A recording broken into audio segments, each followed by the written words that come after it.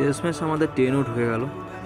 এই ট্রেনে করে আমরা যাব প্রয়াগরাজ, আর প্রয়াগরাজই হচ্ছে কুম্ভ মেলা।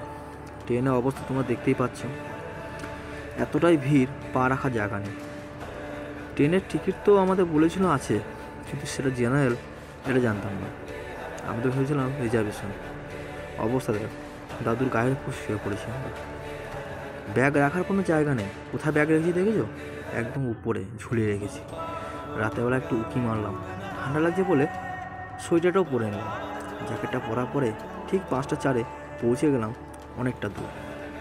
দেখতে দেখতে দিনও হয়ে গেল। মির্জাপুর স্টেশনটাকে পার করে যেতে হবে আমাদের প্রয়াগরাজে, আর প্রয়াগরাজে যাওয়ার আগেই দাঁড়িয়ে গেল ট্রেন।